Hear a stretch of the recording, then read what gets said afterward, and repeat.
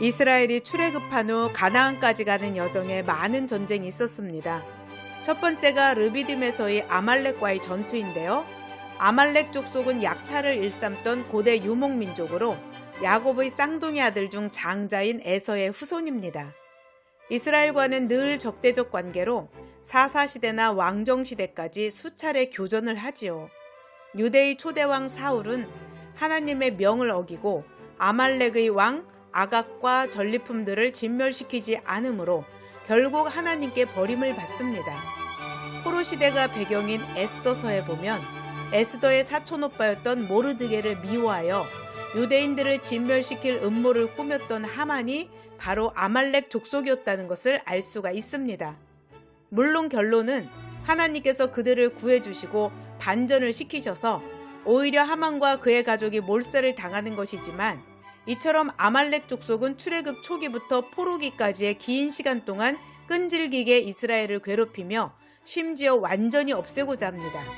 그런데 이상한 것은 출애굽기 17장 16절에 보면 여호와께서 맹세하시기를 여호와가 아말렉과 더불어 대대로 싸우리라 하셨다는 구절이 나오는 겁니다. 아말렉이 대체 어떤 존재이기에 이처럼 맹세까지 하시며 친히 싸우시겠다고 하실까요? 영적 의미의 애굽은 성도가 아직 하나님께로 돌아오기 전에 죄악된 세상을 의미하고, 그곳에서 종살이하는 것은 마귀의 종노릇하며 사는 것을 의미하죠. 출애굽은 어린 양의 피로 살아남은 유대인들이 종살이에서 해방되는 것, 즉 예수 그리스도의 십자가 보혈로 구원받아 더 이상 죄의 종노릇하지 않는 것, 하나님 나라의 백성들이 마귀의 손으로부터 해방되는 것을 의미하는 것이고요. 홍해를 건너는 것은 세례를 받는 것, 가나안은 결국 성도가 돌아가야 할 최종 목적지인 하나님의 나라, 시내산에서는 하나님 나라의 백성으로서 지켜야 할 율법도 받고요. 그때부터 40여 년간 광야의 빡센 훈련을 받습니다. 여러분은 처음 하나님을 만난 때를 기억하세요? 거듭난 순간을 기억하시나요? 구원파처럼 몇 년, 몇 월, 며칠, 몇 시는 아니지만 성도라면 누구나 첫사랑의 희미한 기억들이 있을 겁니다. 저도 예수님을 만난 거듭난 순간이 체험이 생생한데, 그땐 정말 제가 금세 천사의 삶을 살게 되는 줄 알았거든요. 하지만 얼마 못 가더라고요. 어쩌면 삶이 더 힘들어졌는지도 모르겠습니다.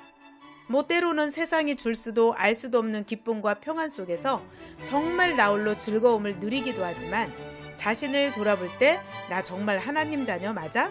거듭난 거 맞아? 혼동이 올 때가 종종 있거든요. 아마도 이 갈등과 마음의 무거운 짐을 평생 짊어지고 살아야 할지도 모르겠습니다. 이게 바로 광야의 훈련을 통한 성화의 과정인데요. 우리 생각 속에 이미 존재하는 타락한 인간의 본성인 편견, 고집, 낮은 자존감, 죄책감, 탐욕, 음란, 시기, 질투, 인색함, 자기의, 이기심, 폭력적 성향, 거짓말, 게으름 등등 구원의 기쁨을 빼앗아가는 것들이 너무나 많죠.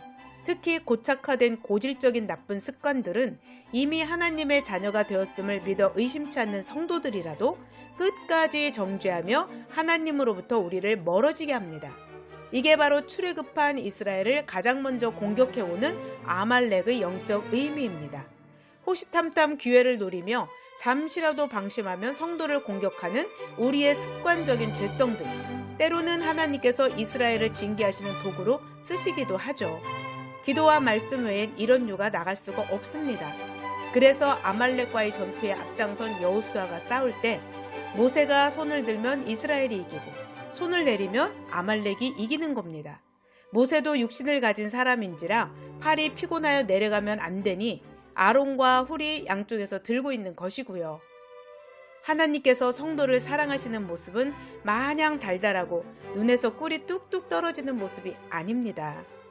그 사랑은 피 흘리며 자신의 목숨을 바친 죽음보다 강한 사랑이며 우리의 원수 마귀와 끝까지 싸워 승리하시는 요한계시록 19장의 피 뿌린 옷을 입은 개선장군의 모습입니다.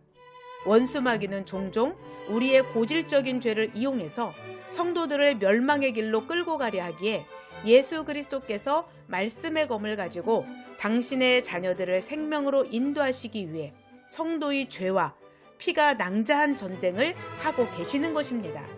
우리는 따라가면 됩니다. 주님의 옷자락이라도 잡고요.